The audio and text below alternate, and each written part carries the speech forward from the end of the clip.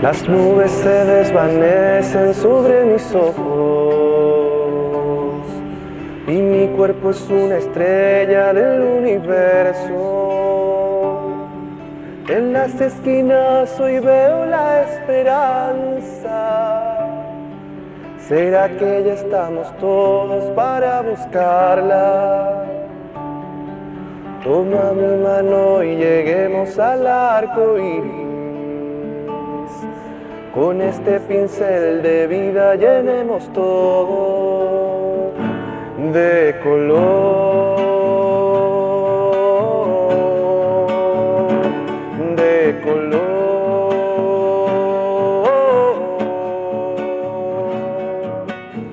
Voy a cantar tan fuerte por nuestra tierra, en la que hemos vivido y en la que espera. Porque mañana ya no seremos dos, porque el futuro espera nuestro pasar y nuestro dolor. Damos inicio a la serie documental Identidad desde el centro de Quilicura, desde la plaza de Quilicura. Bienvenido a este proyecto, Fernando. Bueno, gracias, Fernando. Muy interesante este proyecto, donde vamos a ir capítulo a capítulo conociendo y recorriendo la historia de Quilicura. Es importantísimo porque esta es una comuna que tiene una historia muy rica, tiene tradiciones que se conservan a lo largo del tiempo, tiene una serie de mitos también que vamos a ir descubriendo y apasionante porque vamos a ir aprendiendo sobre la historia de Quilicura, que no es tan lejana a la historia de nuestro país.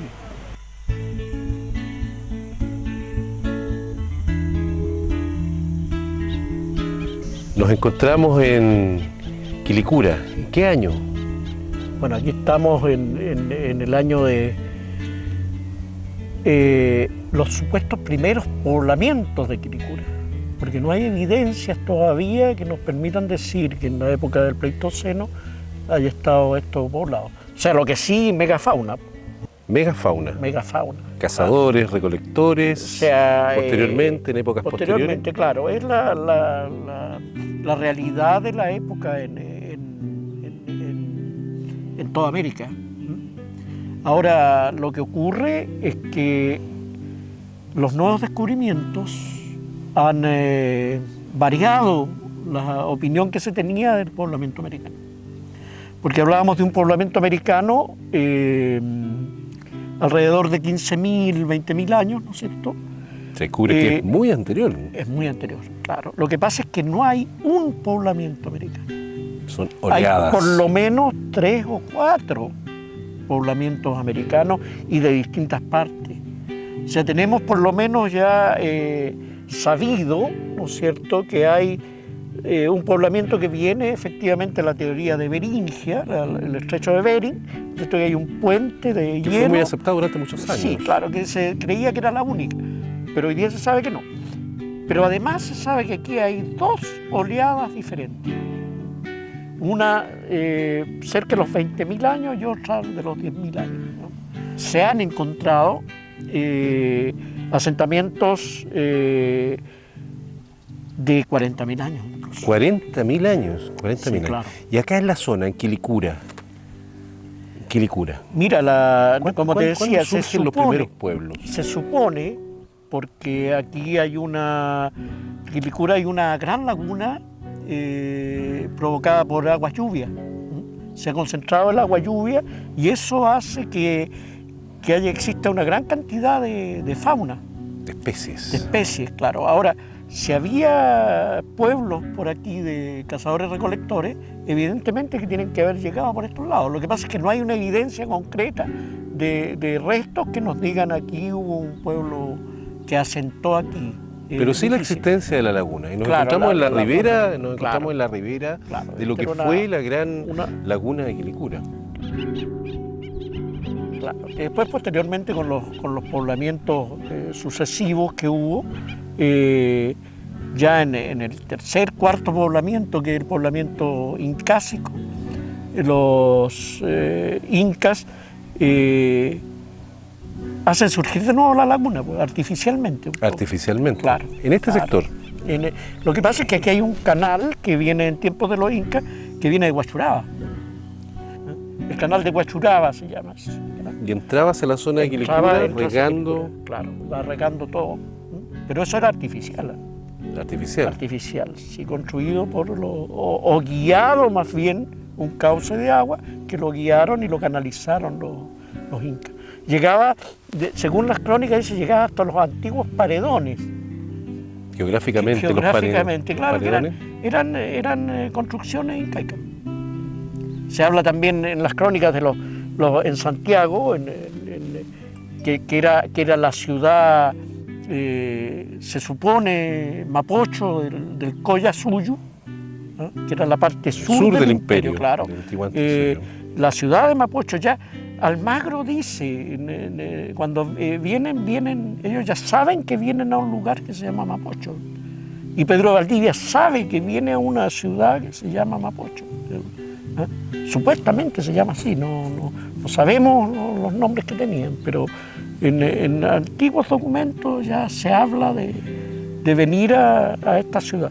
Y bueno, y Quilicura era parte, porque esta era zona de un poblamiento de mitimaes, que eran estos exilio forzoso que tenían los exiliados, los desplazados del imperio Inca. Desarraigados, claro. Del imperio que Inca. los traían como mano de obra a trabajar a lugares apartados de los centros donde ellos habían vivido originalmente, digamos. Por una cuestión, una política del incario, generalmente por algunas revueltas de orden político, entonces pescaban ese pueblo y lo erradicaban. Es una costumbre que después también se va a ver con las poblaciones erradicadas de Santiago, también a sectores como Quilicura, los mitimaes. Pero había en esta zona, y eso sí hay evidencia, ¿no? Hay un poblamiento de mitimaes, hay un poblamiento de diaguitas incanizados. Diaguitas incanizados, Claro, o sea, geográficamente, ¿dónde claro, se ubicaban los diaguitas originalmente? Los diaguitas son geográficamente del norte de Chile, digamos, el norte chico, ¿no? ¿Ya? ¿Ah? De los valles del de los valles del Limarí, Huasco, claro. Y hacia el otro lado, hacia los Valle valles Lenque. calchaquíes de Argentina. la Argentina, claro. Los diaguitas llega un momento en que son incanizados, son adscritos ya al imperio incaico. Y de hecho la segunda conquista de Chile, porque hay una primera conquista que son los ejércitos incaicos, ¿cierto? Hay una segunda alrededor conquista de 1400. antes de la llegada de los españoles. 1400. 1400, claro. Y después hay una ocupación militar también incaica, pero con tropas diaguitas. Con tropa de quitas. Sí, y eso está ya comprobado, digamos, por un cementerio que se encontró cuando estaban construyendo la estación del metro, la intermodal de Quinta Normal. Digamos, ahí se encuentran 3 o 4 cementerios y uno de ellos es diaguita incanizado. Y aquí también en hallazgos de cerámicas que se encuentran en calle O'Higgins. En la calle O'Higgins. En la calle O'Higgins, sí. Pero hay varias partes aquí. O'Higgins detrás de la municipalidad. Claro. ¿Sí? Ahí se encuentra cerámica que es diaguita incanizada. Diaguita incanizada. Diaguita inca. Y además hay colonos incas, que no son estos mitimaes, sino que es gente del incario que se viene a colonizar estos lugares. Ahora, ¿por qué la importancia para los incas de Quilicura? El cerro, que el más grande de los cerros que se ve desde aquí de Quilicura, que hoy día le llamamos Cerro Renca, me parece. Cerro de Renca. Ese cerro era el Cerro de la Huaca. Un lugar sagrado, porque es uno de los cerros, es el cerro por donde se pone el sol en el solsticio. O sea, por ahí se esconde el sol. ¿Qué es lo que son las huacas? Las huacas eran donde ellos marcaban sus santuarios religiosos, en el fondo es eso. Entonces, Yo no sé si quedarán restos de esa huaca todavía arriba del cerro o con las intervenciones que se han hecho, el cerro se ha desaparecido, se ha perdido eso. ¿Ah? Pero eso en las crónicas también hablan del cerro de la Huaca, en este sector. Del actual cerro de Renca. Claro, yo creo que es el mismo cerro de Renca, digamos, porque es el más grande, el más alto, y si uno se fija, por ahí se pone el sol. Así es. Es como el Cerro del Plomo, que es donde salía el sol, donde salía el sol. Recordemos que para el incario, para los incas, el sol era inti, digamos, era lo sagrado. Entonces ellos marcaban los lugares por donde salía y por donde se ponía el sol, especialmente en la fecha, en el Inti Raymi, o lo que marcaban los equinoccios y los solsticios. ¿No? Eso, entonces ahí ellos construían sus lugares sagrados de culto, y además hacían sus sacrificios de acuerdo a eso, al sol. Por eso el niño del plomo. O sea, esta zona está densamente poblada. ¿Cuál es la característica económica de los habitantes de Quilicura de esta etapa de poblamiento? Claro, bueno, estos eran trabajadores de la tierra, pues ellos tributaban con productos. ¿Eh? Aquí no había minerales en esta zona. Entonces no están explotando minerales. Hacia Marga, ¿no es cierto? Sí están explotando minerales, y de allí... De ahí datan los lavaderos de oro. Los lavaderos de oro, claro. Marga. Claro, que también era parte de... Ahora, cuando es importante esto del asentamiento mitimae aquí, porque están estos mitimaes antes de que se produzca la guerra civil en el Perú, la guerra por la sucesión del trono, ¿no es cierto?, a la muerte de Huayna Cápac, donde están sus dos hijos disputándose el trono. Huáscar, apoyado por los cusqueños, y Atahualpa, que era quiteño, ¿cierto?, era hijo de una princesa Chiri de Quito, digamos, ¿no? Entonces, ellos están, esto es antes de la llegada de Francisco Pizarro al Perú. Francisco Pizarro llega al medio de esta guerra civil. Esa es la suerte que tiene Pizarro, digamos, porque eso favorece la conquista. Las pretensiones de conquista. Claro, porque se une, digamos, en la lucha, él toma partido por Atahualpa, digamos, en la lucha contra Huáscar. Cuando se produce esta guerra civil, las tropas que están acantonadas en Mapocho, digamos, en el actual Santiago, ¿cierto?, se van al Perú, porque son partidarios de Huáscar. Ulpar, que es el comandante de las tropas que están en Santiago, es primo de Huáscar. Entonces se van y queda desprotegido. Lo que aprovecha el jefe de los mitimaes de toda la zona, porque aquí hay una zona que va desde Aconcagua hasta Maipú, donde gobierna Quilacanta. Quilacanta es el gobernador de esta zona, como te digo. Personaje mítico. De Aconcagua y con tierras aquí en Quilicura.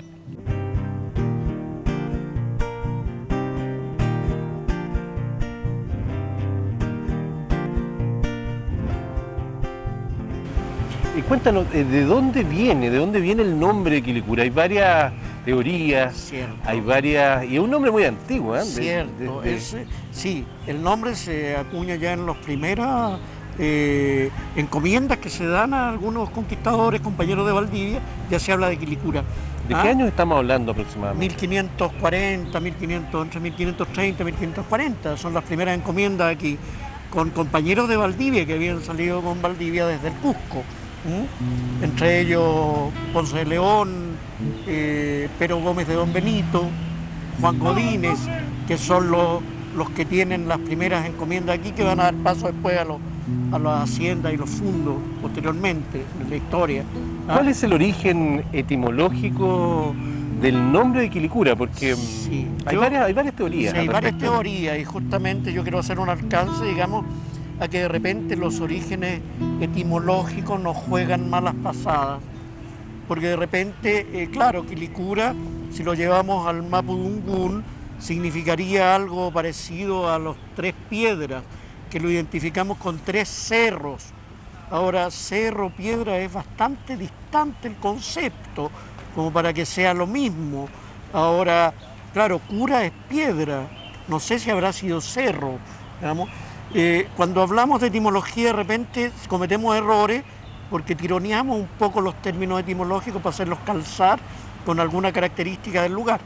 Está Yo- extendida la teoría de sí, que Quilicura es tres cerros. principalmente, claro, en Mapudungun sería eso.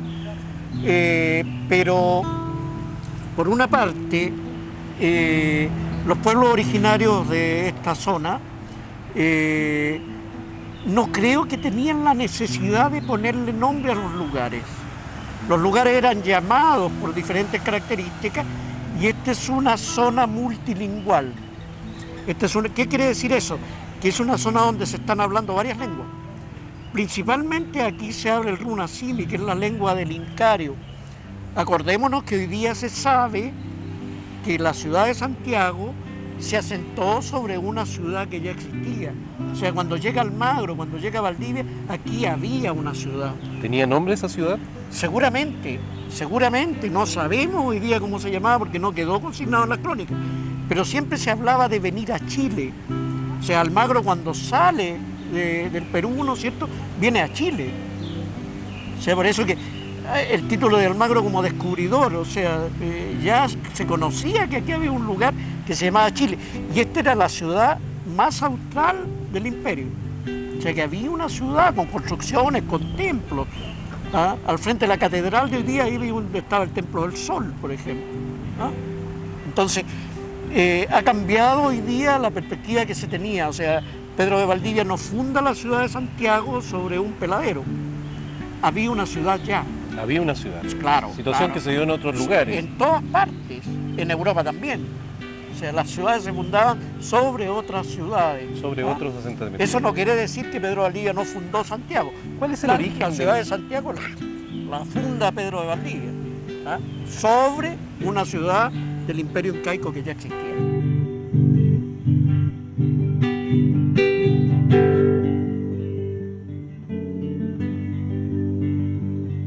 ¿Cuál es el origen del nombre Quilicura, Fernando? Bueno, según lo que yo creo, según mi opinión, estos eran los dominios de un curaca, el curaca Quilacanta. Quilacanta, En gobernador tiempo- inca. Gobernador inca. Los curacas eran los gobernadores incas.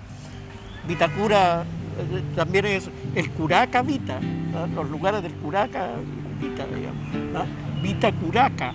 Entonces lo que yo creo que Quilicura viene de las tierras de Quilacanta, del curaca, Quilacuraca. ¿Ah? O sea, toma el nombre del Toma el gobernador, nombre del gobernador que había inca. en aquel tiempo, es lo que yo creo, Mucho- debido a las últimas, y de hecho se han encontrado ahora últimos restos de ocupación incaica o de aguita incanizada, porque hay dos ocupaciones incaicas en Chile. La primera es la conquista, digamos, que hacen los incas, los ejércitos incas, pero después posteriormente hay una segunda oleada de conquista, que son tropas de aguitas adscritas al Imperio Inca. Tropas de aguitas. De aguitas incanizados ya, Incanizados. como parte del Imperio Incaico. Y casi todos los gobernadores que hay acá son cusqueños. ¿Cuál es a la llegada de los incas y posteriormente a la llegada de los conquistadores españoles, cuáles eran los pueblos que habitaban en esta zona de Quilicura Bueno, y qué lengua hablaban? sí, bueno, como te decía, multilingüal. Aquí se habla mapudungun, pero mayoritariamente se habla runasimi, que es la lengua del incario. Runasimi. Sí, que es la lengua del incario. Eso se está hablando aquí, se habla algo de diaguita con la gente que está llegando del norte, ¿no es cierto? Que no llegan directos los diaguitas desde el norte, sino que llegan por Argentina y cruzan acá a Santiago desde Argentina. ¿Desde Argentina? Claro, los diaguitas son los mismos calchaquíes argentinos, son grupos. Ahora, acá existen grupos que son llamados promaucaes. Promaucaes. ¿Ah?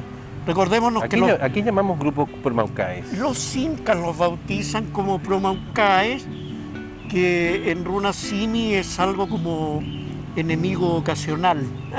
Esa es la traducción. Claro, digamos, si lo queremos traducir, como te digo, las traducciones literales de repente no representan el concepto, ¿ah?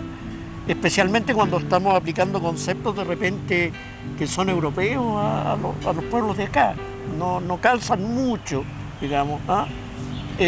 Entonces, aquí existen promaucaes, pero también hay otros grupos, especialmente aquí en Quilicura, que son grupos de mitimaes. ¿Qué es lo que es un mitimae? Ya, los mitimaes eran una especie de exiliados en el Incario. Exiliados, exiliados. Cuando ¿quiénes lo había, componían? claro, cuando había un pueblo dentro del imperio incaico que se rebelaba en contra de los gobernantes incas, ellos dominaban ese pueblo, generalmente mataban a su jefe, ¿no ¿Ya? es cierto? Y los trasladaban, los erradicaban. Entonces a algún pueblo que vivía en algún lugar de la actual Colombia, los traían a Chile y lo instalaban aquí, lo desarraigaban para que no se volvieran a rebelar. O sea, Y a Quilicura los- era tierra de de Mitimaes. Mitimaes. Y no solamente Quilicura, todas las partes. Fíjate, hay un lugar en la quinta región que se llama Limache, la gente de Lima.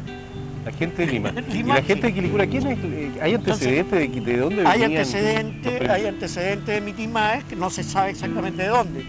Pero sí sabemos que hay un personaje que pasa a la historia como Michimalonco, Michimalonco. traducido del Mapudungún como cabeza de antorcha, que no tiene mucha realidad, por lo mismo que te decía antes de estas traducciones literales. La verdad es que a mí me parece que es más correcto hablar de Mitmaelonco, el lonco de los Mitimaes. El lonco de los Mitimaes. El lonco de los Mitimaes. Y hay una prueba de ello. O sea, Michimalonco es un hombre Eso. mítico. O sea, es que el Michimalonco es lo que entienden los españoles, especialmente Jerónimo de Vivar en su crónica, que nos habla de Michimalonco. Y lo traduce de esa forma. No lo traduce. Después, posteriormente, lo tradujeron llevándolo al Mapudungún, a mi gusto erróneamente, digamos, como cabeza de antorcha. ¿Qué idioma Ahora, hablaba Michimalonco? Runa símil. Runa sí, no hablaba Mapudungún. No, a lo mejor acá aprendió el Mapudungún, no sabemos.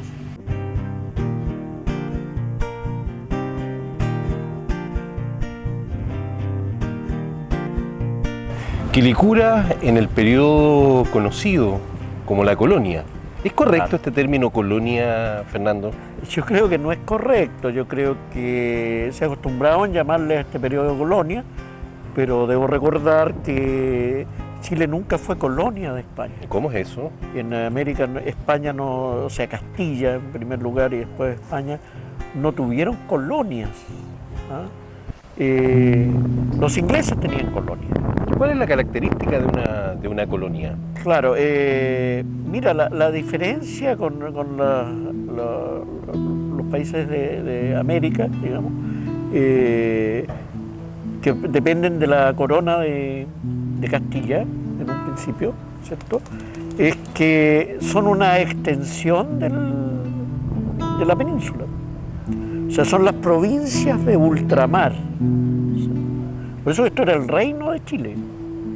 O sea, era parte del Claro, Estado, del territorio y español. los ciudadanos aquí en Chile tenían los mismos derechos que los peninsulares. ¿Y en qué se No había diferencia diferencia. con una colonia? Colonia, por ejemplo, los ingleses que llegan, los padres peregrinos que llegan Mayflower. claro, Mayflower a Estados Unidos, ellos forman una colonia inglesa que depende del rey.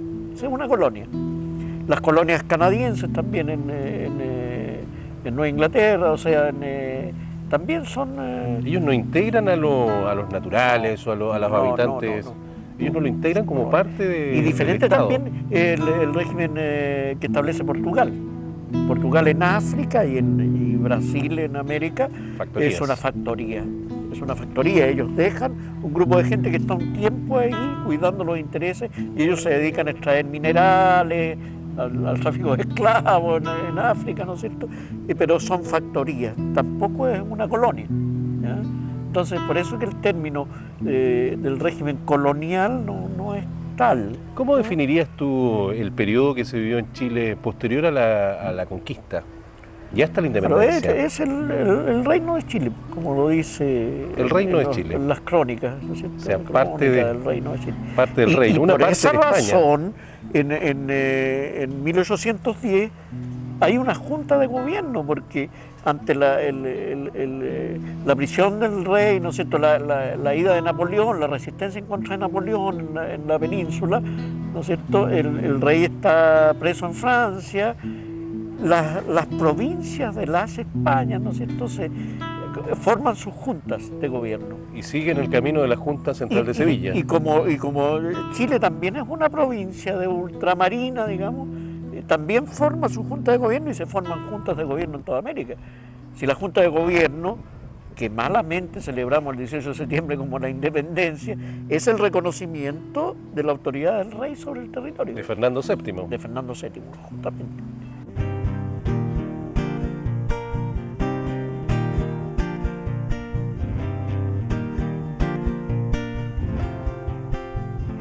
El único monumento histórico y patrimonial que existe en Quilicura es la Casona de San Ignacio. ¿Cómo surge, Fernando, la Casona de San Ignacio? La Casona de San Ignacio es importante porque trasciende todo el periodo y más allá, digamos, de la historia de Chile. ¿En qué años aproximadamente se origina esta construcción? Claro, don Juan Antonio de Araoz, vasco, llega por ahí por el 1730 a Chile.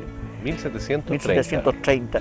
Y él rápidamente pasa a formar parte de la élite de Santiago, ¿no? Y con propiedades, muchas propiedades, y va comprando propiedades y forma parte de la aristocracia de ese momento santiaguina. La aristocracia. Sí, claro que existe en ese momento, ¿cierto? Entonces, él adquiere lo que era la Hacienda Quilicura. Hacienda Quilicura. ¿Cuál es la extensión de la Hacienda de Quilicura? Mira, geográficamente no te sabría decir, pero es muy extensa, comprende bastante de lo que hoy día es Quilicura. Lampa, Conchalí, sí, Renca. Claro. Entonces, este señor Araoz, casado con doña Juana Fontecilla, también de una de las familias de la aristocracia más poderosas de la aristocracia. Entonces, ellos siguen viviendo en Santiago, no se vienen a vivir acá, pero ellos construyen esta casona, ¿no es cierto? Y es como su casa de campo, donde se hacen las reuniones sociales de esta élite, ¿no? La casita de fin de semana. Claro. Entonces, alejado de Santiago, Quilicura. Y que está en un lugar, ¿no es cierto?, en los faldeos cordilleranos, donde hoy día está la carretera internacional. General San Martín, ¿cierto? Entonces, esta casa se transforma en donde viene la gente de la alta sociedad, ¿no es cierto?, el fin de semana, como decías tú. Un club social, un lugar de reunión social. De reunión social. Bueno, don Juan Antonio, que viene de la ciudad de Oñate, en el País Vasco, se precia y dice él que es pariente directo de San Ignacio de Loyola. El fundador de la orden de los jesuitas, de la Compañía de Jesús. De la Compañía de Jesús. San Ignacio de Loyola, que no se llamaba así, o sea, él no era de apellido Loyola, se puede confundir, era del lugar de Loyola que queda toma el nombre del lugar. En Azpeitia, claro, en el País Vasco, toma el nombre del lugar. Bueno, él, en vista de su devoción a San Ignacio por ser su pariente, y a su hijo mayor, lo integra, digamos, a la orden jesuita y regala a él de sus propiedades en Santiago, más específicamente por Ñuñoa, ¿no es cierto?, tierras a los jesuitas, eso lo regala. O sea, el nombre de la casona es San Ignacio de Loyola. Él cambia la hacienda Quilicura por el nombre de Hacienda San Ignacio, en honor a su pariente. En honor al quien pensaba que era su pariente. Bueno, él decía, no está comprobado históricamente qué tan pariente era, digamos. Él lo dijo siempre. ¿Y su hijo? Entra a la Compañía de Jesús. Entra a ser sacerdote en la Compañía de Jesús. Claro, y cuando viene la expulsión de los jesuitas, 1767, sí, ¿cierto? La expulsión de los jesuitas por motivos de todos los territorios españoles. De todos los territorios españoles, que es un problema político, económico y político, las razones. Habían obtenido mucho dinero. Un poco lo que pasa con los templarios también. Sí. Se transforma todo, aquí viene toda una mítica acerca de los jesuitas en Chile y el tesoro de los jesuitas. Y claro, y esta relación justamente de este caballero con los jesuitas hace que también hay una leyenda de los jesuitas aquí en Quilicura, ¿no es cierto? Y el creer que los jesuitas estaban acá también, ¿no? ¿Estuvieron efectivamente los jesuitas en Quilicura? Yo creo que no, yo creo que es parte del mito por esta relación. No hay antecedentes. No hay antecedentes historiográficos. Historiográficos, claro, no O sea, sabría decir yo. Creo que es parte más del mito. Ahora, la Ahora, relación con los jesuitas era un hincha, era un devoto de los Claro. jesuitas y su hijo de era hecho, parte de los jesuitas. de hecho, su hijo que se va a España, él no lo ve nunca más. El hijo va a morir en el 1808 más o menos, desterrado en Imola, ¿ah? En Italia. ¿Ah? Y bueno, y él trata de recuperar sus tierras que la iglesia la había quitado a los jesuitas, y ahí tiene un pleito con los agustinos que se han hecho cargo, hay toda una pelea. Él no recupera jamás sus tierras, las que le habían quitado, digamos, a los jesuitas. ¿Ah? Posteriormente, ¿a quiénes pasa esta casona? Bueno, este caballero, aparte de este Juan Antonio Araoz II, digamos, que es el jesuita, que no vuelve nunca más a Chile. Pero se que va trató de la pequeño. distancia de recuperar Claro. la casona de San Claro. Ignacio junto a las tierras. No solamente era la casona, era todo Era el fondo todo, alrededor. O sea, no lo que le habían legado a los jesuitas, no lo de San Ignacio, Ya. lo que está en Santiago. Digamos. La casona pasa a su hermano, el heredero es su hermano, ¿cierto? Francisco de Borja Araoz, Fontecilla. Personaje histórico. Claro, Personaje Entonces, histórico. él se casa con doña Damiana de la Carrera, también de la aristocracia de Santiago. ¿Alguna relación con José Miguel supuesto. Carrera?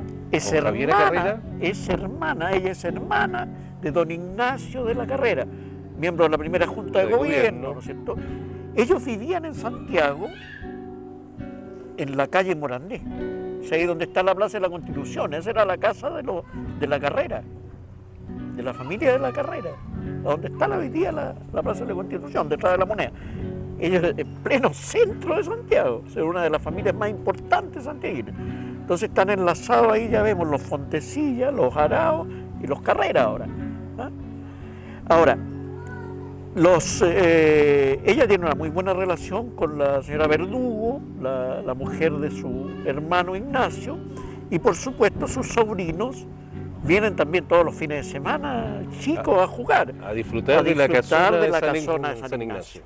Y ahí don José Miguel va a conocer a la que va a ser su esposa, que es doña Mercedes Fontecilla, pariente también emparentado, era de los ¿Dónde la va a Fontecilla. conocer? En La casona, o la sea, casona de San Mercedes Ignacio. Fontecilla y José Miguel Carrera se conocen, Se conocen acá niños jugando y después van a se conocen ser, en la casona de San pareja, Ignacio, claro. en Quilicura. Y bueno, y ellos ya son los hermanos Carrera,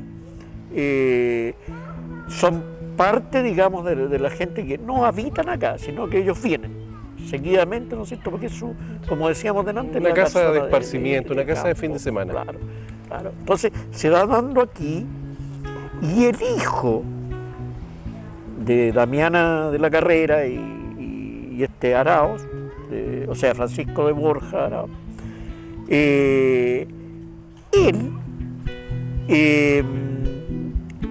pasa a ser del bando patriota. Él, con sus primos Carrera, ¿no es cierto?, pasa a ser del grupo carrerino. ¿Ah? ¿En qué año Pero su aproximadamente? hermana, que es la que hereda la casa,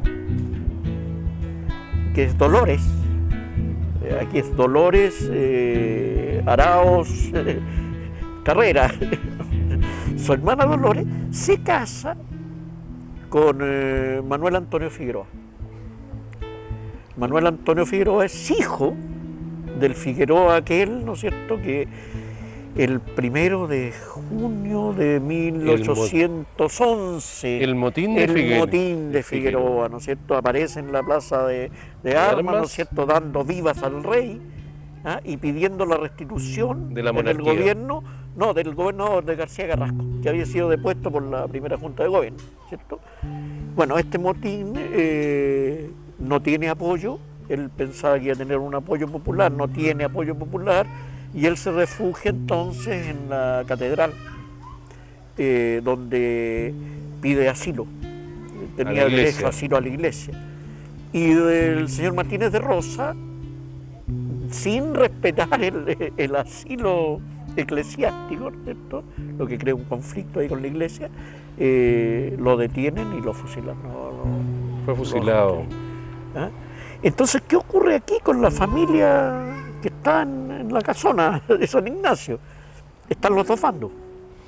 El hijo de él, ¿no es cierto?, por supuesto trata de reivindicar la figura de su padre y se enlista, digamos, en el bando conservador, en el bando realista. Claro, de lo que y la otra parte de la y familia la otra parte son los patriotas. a favor de la, O sea, de la ahí tú independencia. ves que esto no es tan distinto a lo que sucede ahora. Digamos, que en ambos lados de la política son todos familiares, están juntos y conviven los fines de semana y se discute la política y en estas tertulias familiares.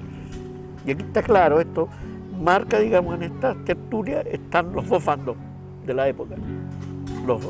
Los patriotas, digamos, y los carrerinos y están los partidarios de la vuelta de la monarquía. ¿Cómo se vive la independencia en la casona de San Ignacio? Bueno, hay un hecho importante en la independencia, que es la batalla de Chacabuco. La batalla de Chacabuco, ¿no es cierto?, que se libra, y aquí hay cosas bien importantes con la batalla de Chacabuco, porque San Martín, que dirige el Ejército Libertador, hace creer a Marco del Pont que el Ejército Libertador va a cruzar por el sur. Y para esto, él conversa con los jefes pehuenches y les pide autorización para pasar con el Ejército Libertador por el sur, por las tierras pehuenches. Y esa información llega al gobernador. Pero por supuesto, él lo hace, es una estrategia de San Martín, y eso está en una carta donde San Martín explica por qué él está seguro, digamos, de que al pasar por acá por los Andes no van a tener casi resistencia española, porque los van a estar esperando al otro lado, porque él sabe, él dice, yo sé que los pehuenches son traidores, dice, y le van a avisar Y claro, o sea, tiene toda la razón, porque los pehuenches y los mapuches en general están apoyando a la monarquía. apoyando a la monarquía, aunque parezca raro. ¿Eh? No es tan extraño, no es tan considerando que extraño si analizamos la situación ya de la época. lo habían reconocido como nación. Claro, eran autónomos, eran reconocidos como aliados de la corona. ¿No? ¿Fija? Entonces, esa es una de las cosas importantes y casi desconocidas de la batalla de Chacabuco. Hay otra.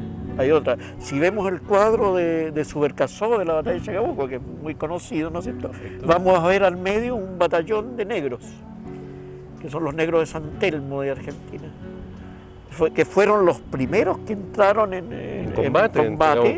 O sea, ellos parten el batallón de negros y con eso los libertadores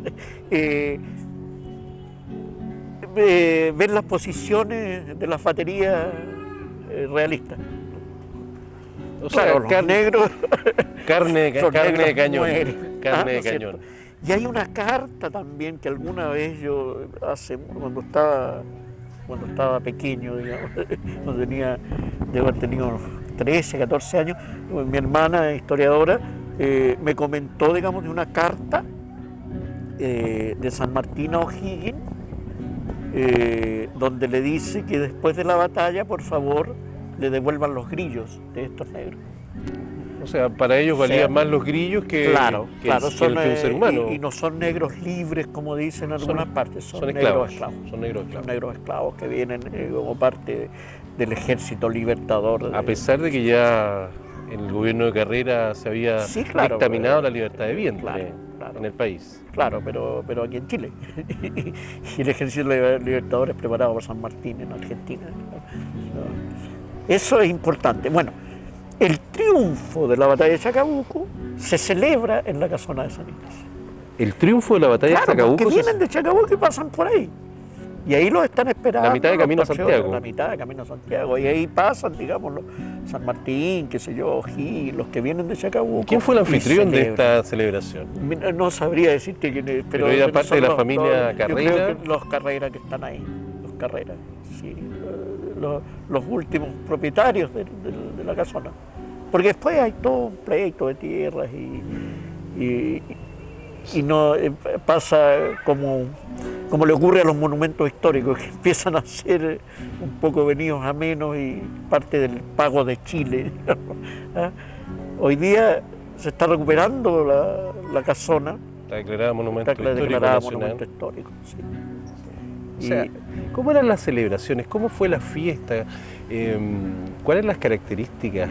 ¿Cómo celebraban los ejércitos triunfadores en esa época? ¿Cómo fue la fiesta en la casona de San Ignacio? Las fiestas eran estos saraos que se hacían en esa época, donde se bailaban las danzas de la época, comían, por supuesto, lo típico, y mientras tanto los peones miraban por la puerta, digamos, y trataban de imitar estos bailes que veían. Era lo normal. Una marcada diferencia social. Claro, por supuesto, por supuesto.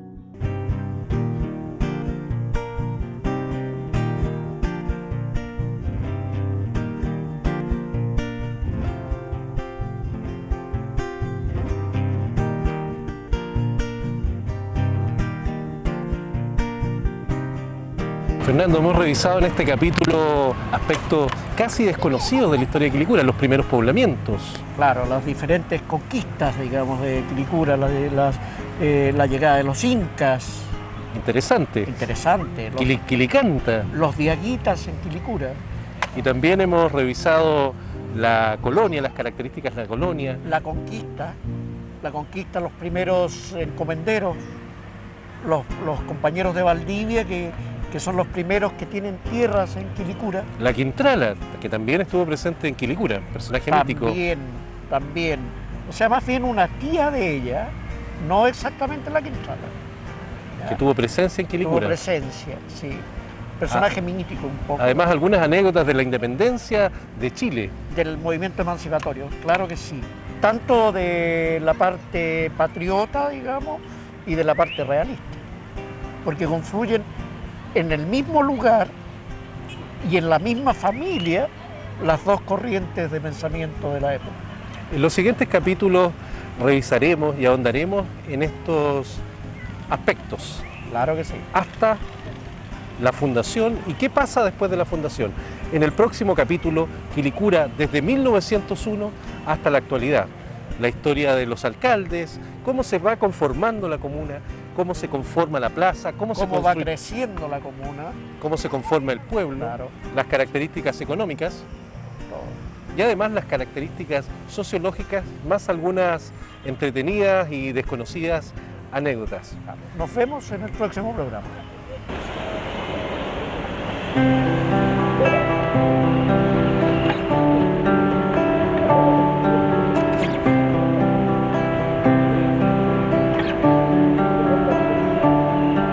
Las nubes se desvanecen sobre mis ojos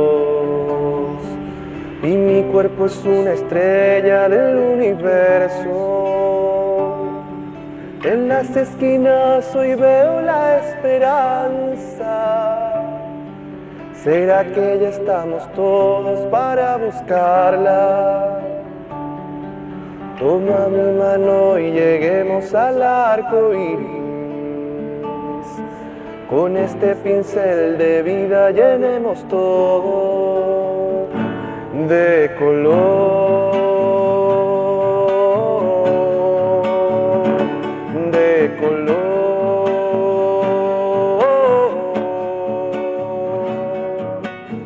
Voy a cantar tan fuerte por nuestra tierra